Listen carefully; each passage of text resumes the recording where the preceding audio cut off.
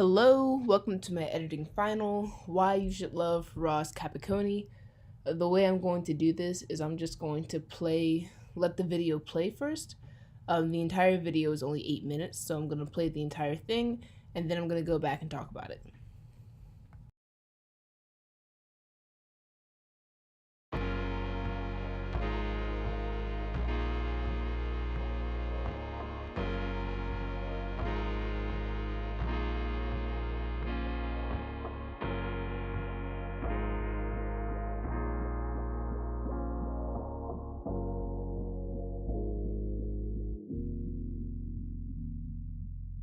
Woke up at 7, my day seemed more than I prayed for. Got dressed to head out and ride to school on my skateboard. New kid in class, I sat alone taking notes while the hoodlums were making jokes at the clothes that my mama paid for. Seemed like everyone was a part of some gang invasion, tattoos and initiation, parole and some on probation. Soaking up the vibe as I study for information, cause lately I've been deprived of a normal day. But today on my way to eat lunch, some kid approached me.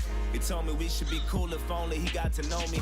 Cause on the side of town I would need some protection. It's crazy, reckless and dangerous unless I'm some sort of gangster. I'm only safe with the police. He said his name was I dapped him up at the buses. Was kinda skeptic about him at first cause I didn't trust him. And the more I got to know him, I couldn't tell what his motives were, hoping that he was sincere. Something told me let go, but the only thing on my mind was patience.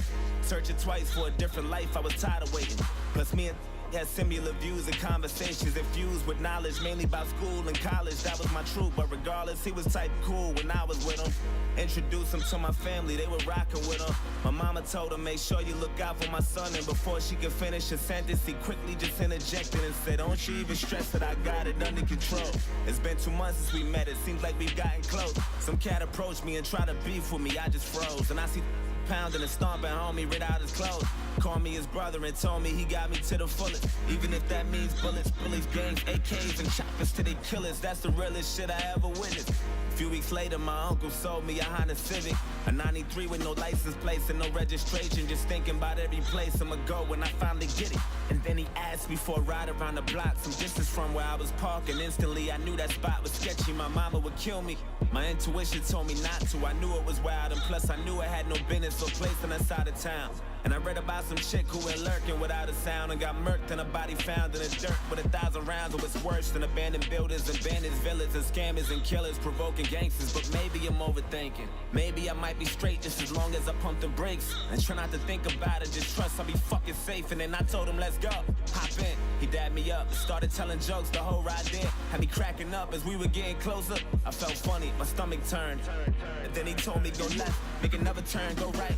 And drive slow as I looked. It was all abandoned and quiet, not a single person in sight, nobody standing. And right when I pulled the car to the side, he said, right here, sit still. Turn the car off and chill. And I started to panic, he told me, relax. Then he pulled the keys out the ignition and hopped out and laughed. Then my light flashed in an instant. He inched to my driver door and I tried to lock it. I couldn't. He ripped me right out my seat and then grabbed the side of his jeans and then pulled out the shotty. And all I heard was a screech and he shot my arm into pieces. I'm thinking I must be dreaming. And another shot to my chest and my stomach squeezed and my breath and my lungs collapsed. And I'm down on my fucking knees asking him why. He looked at me. I looked him dead in the eyes and he smashed my face with the barrel. Knocked all my teeth to the sky. And I heard a sound of the shot. He cocked back. He pressed the heart against my head and blew my fucking top back. Boom.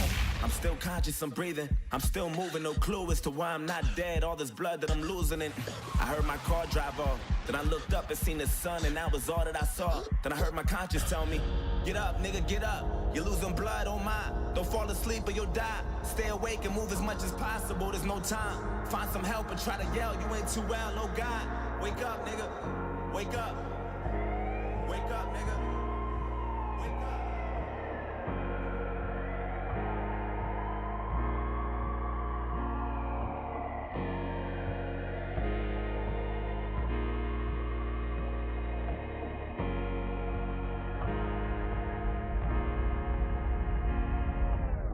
Woke up at 7, my day was worse than I prayed for. Got dressed to head out and down the stairs from the 8th floor. New kid in class, he sat alone taking notes while my niggas were making jokes at the clothes that his mama paid for. Had no family but was cool with the local gangsters, tattoos, and some on parole and probation for breaking rules. That life was all I knew, all I wanted to do was cruise, smoke weed and say fuck school. Wanted guidance cause all my role models I would look up to was indicted, the young dudes with no logic. I went to church to the pastor, said fuck you, now violent. And this gang that always looked out for me, vouched for me and adopted me, said they wanted to rock with me and I wanted to get down. Guess there was something missing, everything comes with a price. But there's only one condition, all you gotta do for initiation is kill an innocent victim and leave them there with no witnesses or no snitches. If you do that, you be down with the clique. And that's for life, so don't you ever think you're getting out of this shit. And I thought about it, soaking up the vibe as I study for information, trying to choose my victim, plotting the weakest prey. But today on my way to eat lunch, I approached him and told him we should be cool if only I got to know him. Cause on his side of town, he would need some protection. It's crazy, reckless, and phony, unless he's some sort of gangster. He only saved with the police. He said his name was I dapped him up at the buses. Was kinda skeptical about me at first cause he didn't trust me. Then the more he got to know me, he couldn't tell what my motives were, hoping that I was sincere. But little did he know I was trying to snake him and pop him, break him. Just need the perfect opportunity, I'm tired of waiting. Had murder running through my head, I knew the death was coming. He introduced me to his family, I was jealous of him. His mama told him, make sure you look out for my son. And before she could finish his sentence, I quickly just interjected and said, don't you even stress it. I got him to the fullest, even if that means bullets, bullies, gangs, AKs, and choppers till they kill us. I was lying to the fucking limits.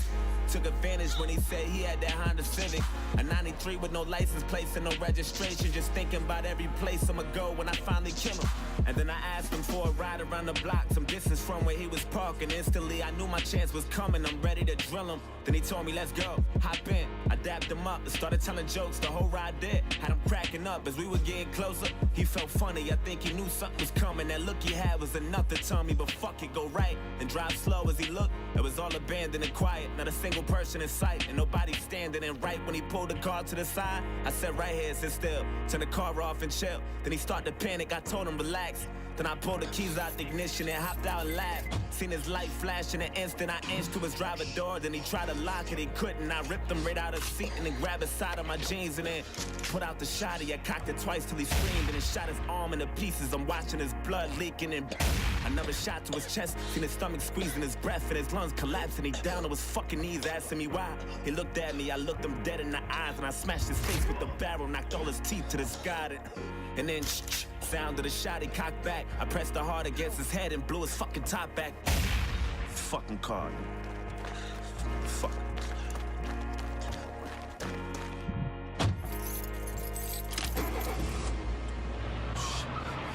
Fuck. Hey, get the fuck out my way, you faggot. Fuck. Oh, shit. Fuck, come on. Come on, pick up, come on. Yo, I did it. I killed him. Yo, I had that nigga screaming. I just fucking blood everywhere. Don't talk too much over the phone. Meet me at the spot. Alright, one. I love this music video because of the story, but I know if the editing had been done differently, the narrative wouldn't have had the same effect. So the first thing I want to talk about is the opening. The editor made the decision to open with the ending of Roz's perspective rather than the very beginning. This works because it immediately prepares the viewer for what's to come. This sneak peek plants a question that the audience must know. So when first watching the opening, I was engaged because I wanted to know who this was. I assumed it was Roz, but I wanted to know who is Roz, who shot him, and why is he being shot. So these are the general questions that I wanted to know the answer to.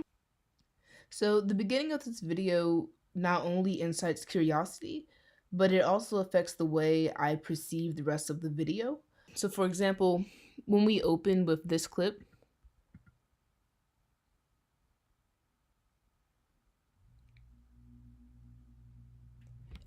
so when we open with this clip right here, we see someone struggling, they've clearly been shot, it seems like they're dying, but instead of seeing them die, we cut right to here, we assume it's the same person waking up, going through the regular motion of getting ready, and because we saw this clip before this, I'm thinking, okay, I'm looking for clues, trying to understand how we're gonna go from him living his everyday life to this, because I know what we're leading up to. But if we had started right here, if we had just started at the fan, if we had started right here, I wouldn't have any questions. I wouldn't know what questions to ask because I would just be in this boy's perspective and I think, okay, I'm gonna follow him, he's the main character, but I have no idea what's to come, so I don't have any questions to ask, and I don't think I would have been as invested if we hadn't started with this clip right here, foreshadowing what's gonna come next. Maintaining the point of view that is established in this video is another thing the editing does well.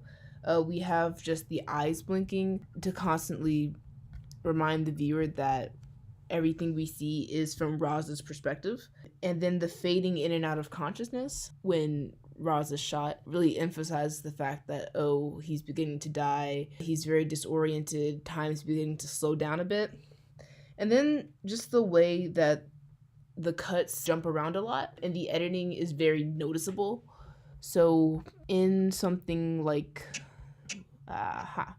so this is a clip from 17 again, so I'm just gonna play it real quick. Is that the guy who taped you to the toilet? Yeah. Yesterday he shoved me in a washing machine in my own house. What was that jerk doing at your house? It's Maggie's boyfriend. Maggie has a boyfriend?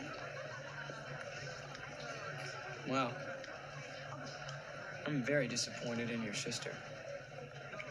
He's looking. Don't make eye contact. He's kind of temperamental, and you're looking. I'll look at it. Stop it. Stop it. Hey, Twinkle Douche. If I wanted you in the cafeteria, I would have taped you to a lunch lady. You little punk. You don't talk to him that way. In this clip, obviously there is editing, but it doesn't jump out at you. It's not the first thing you notice because it's very smooth. Whereas in this video, let's go back for a sec.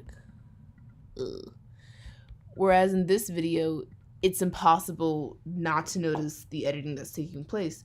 But it works because, again, we're in Roz's perspective, at least for the first part. And the editing, it really helps that the cuts are haphazard and sudden because it keeps you moving with the character and it doesn't allow any downtime. It's chaos, but in a good way. Chaos works in Ross Capicchioni because it mimics the way people tell stories. For example, if I'm telling my friends a brief story, I don't give them every single detail. I just give them what's needed so that they understand while I'm telling the story. So I'll say something and then go, and then. I don't spend a whole lot of time on just added detail, and neither does the way this film is edited because it cuts right when we have all the information we need. So I'm gonna bring the volume back for a sec. Okay, so if we go to the very beginning, we go here. Skateboard, new kid in class, I sat alone taking notes while the hoodlums were making jokes at the clothes that my mama paid for. Okay, so right after he talks about how the hoodlums were making jokes, we see him in class, we see them pointing at him and snickering, and then right after that we cuts to a different shot. Seemed like gang world is a part of some gang invasion tattoo. Okay, and then here we're at the shot of them in the hallway, and we stay on this shot long enough to see that he's not a part of a gang, he's not getting high fives, no one's dapping him up because he doesn't really belong to a clique. And we stay on this shot long enough to understand that. An initiation, paroling some on probation, soaking up the vibe as I study information.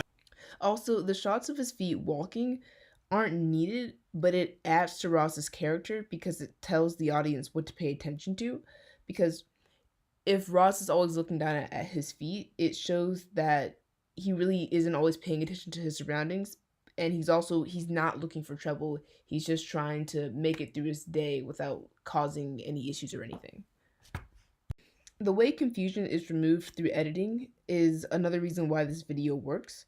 The story is told almost entirely through point of view, and we even change point of view halfway through the film.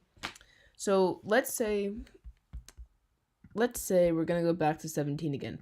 Let's say in 17 again, let's say in this scene I was confused about what's happening. Okay, so in order to figure out what's happening, I can go to reaction shots. I can see, like, I see this guy look up and then there's a cut to exactly what he's looking at. And then later on when the bully comes over to the table, it's not there yet. Okay, when he comes over to the table, and it's just kind of like a standoff between him and Zac Efron. I'm just gonna call him by his actual name, but there's a stare down between him and Zac. If I don't know how to interpret what's going on, then I can again still look at the reactions of the other characters. I can look at this guy. I can look at there's the crowd of people and how they're reacting to it. I can look at this is the jock's girlfriend. I can look at how she's reacting to what's going on. So I can use other clips to help me piece together what's happening.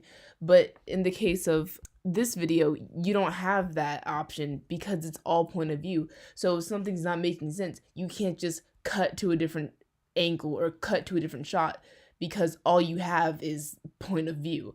You don't get to see it from like a third person perspective. You can only see what's happening in front of you right now because you're confined to one person at a time. In this case, being confined works because the viewer's eye flows correctly and the audience knows exactly what to pay attention to, and we can't jump ahead of any of the characters. So for example, here, we don't enter the car until Roz enters the car, and we don't exit the car until Roz is pulled out and dragged out of the car. Really quickly, before I move on to sound, I just want to say that the editing establishes the rules so that when we do change the perspective, we're not confused. So in the beginning, when we start with Roz's perspective, it may take us a minute to understand that we're inside his head. So the montage in the beginning of him getting ready definitely helps with that. And then it's pretty much smooth sailing, like we understand whose perspective we're in. And then towards the end, after Roz is shot and left from the street, we go back what seems to be the beginning. It seems like we're starting over again, but because the rules have already been established, you get, oh, okay, we're going back in time. We're doing it from the murderer's or attempted murderer's perspective, and it doesn't take us a long time to get acquainted because the rules have already been established with the previous perspective. Woke up at 7, my day seemed more than I prayed for. Got dressed to head out and ride to school on my... Now focusing on sound, the rap in the background is synced to the image, which helps narrate the story so that we understand what the characters are thinking without any direct dialogue. And then here are just some other examples of how sound helps the film and save time as well. Go to here. Started panic, he told me... Quite. Try to lock it, I couldn't. He ripped me right out my seat and then grabbed the side of his jeans and then put out the shotty and all I heard. Okay, so right here, when he says he pulled out the shotty, you hear the gun clicking as if it's being loaded. And because you hear that sound, it makes you think that you saw him load the gun, even though you never actually see it. So the sound puts that image in your head, which means that they don't have to go back to shoot an insert of that because he never actually loads the gun. You just hear the sound and you think that he actually does it. Instantly inched to my driving door and I tried to lock it, I couldn't. He ripped me right out my seat and then grabbed the side of his jeans and then put out the shotty and all I... Yeah, so you hear the sound of the gun before he actually touches it. At this point in the video, we hear Ross continue to struggle. Like we hear the choking sound until the other guy gets in the car, because like when he shuts the car door, you don't hear the struggling anymore, just to really emphasize the fact that like this guy, like he doesn't care about what he just did. He closed the door and then he left what he did to Ross on the outside. So I'm gonna play it again. Fucking top back. Fucking car.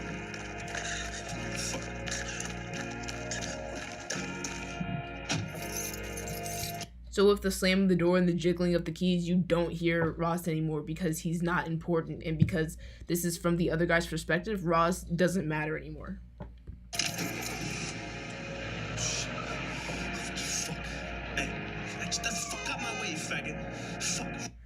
Also, just want to talk about the sirens. You hear them on both Ross's perspective and you also hear them in the other guy's perspective.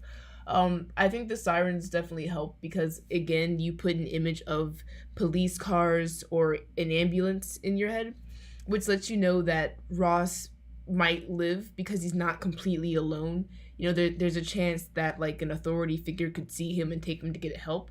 Also, just as a bonus here, since this is based off a true story, Ross actually survives, but that's not really shown in this video. But he does survive, and I think that the sirens in the background help hint that, oh, okay, someone might find him and this kid could survive, or that the guy who's driving away, he's probably going to get caught at some point, which he does in real life. So in closing, just why I think you should love this film.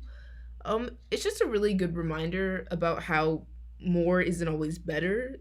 This film is low budget and it's simple, but the editing makes it work. And it's also just a good example of what a fourth year or third year film student could do. Um, because again, it's low budget and it's extremely doable.